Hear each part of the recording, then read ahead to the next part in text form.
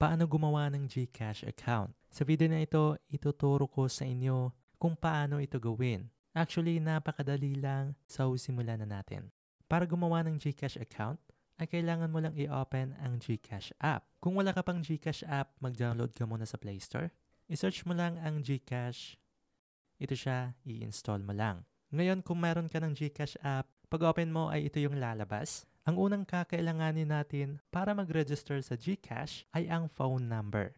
Anong klaseng phone number ba? Kahit anong network, mapag-Globe, TM, TNT or Smart pa yan, tinatanggap yan at pwede mag-register kay GCash.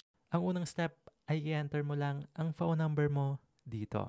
Huwag mo na isali yung 0, mag-start ka sa 9, yung 10 digits lang. Pagkatapos niyan ay i-click lang ang next. Magsisend ng verification code si GCash sa phone number na nilagay mo.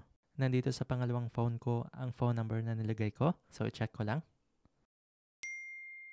At ito na nga, dumating na yung message ni GCash. Ito yung code. I-enter lang natin yan dito.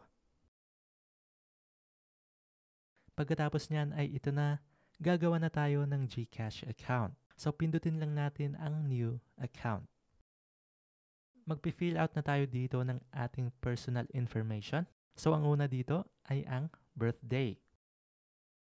I-set mo lang dito ang month, day, and year. At click OK. Are you a Filipino? Yes, kung Pinoy ka. No naman kung hindi Filipino yung citizenship mo. Pagkatapos, i-click lang ang confirm. Dito, hihingi ni GCash ang iyong full name. Ang una dito ay iyong first name or pangalan. Sa second box, ilagay mo ang iyong middle name. Kung wala kang middle name, i-check mo lang ang I do not have a middle name. Sa third box, ang iyong last name or apelyido. Tapos na ang birthday dahil nalagyan na yan. Then, ang susunod na box ay ang email. Kailangan mo ng email address tulad ng Gmail para gumawa ng GCash account. Kung wala ka pang Gmail, may tutorial tayo kung paano gumawa. Nasa description ng link. Check mo na lang later pagkatapos ng video na ito. Sa nationality, piliin mo lang kung ano ang nationality mo. Sa akin ay Filipino. Sa main source of funds naman, ibig sabihin yan ay saan ang gagaling yung pera na ilalagay natin dito sa ating GCash account. Maraming pagpipilian dito. Sa akin ay income from business or profession lang. Dahil sa sahod ko lang naman nanggagaling yung perang ilalagay ko. Hihingin din ni GCash ang iyong current address. Saan ka ba naninirahan ngayon? Ang lalagyan mo dito ay province, municipality or city, barangay at zip code. I-search mo na lang sa Google kung anong zip code ng lugar mo. Hindi ko na ipapakita sa inyo yung current address ko for privacy purposes. So, ipa-fast forward ko na lang.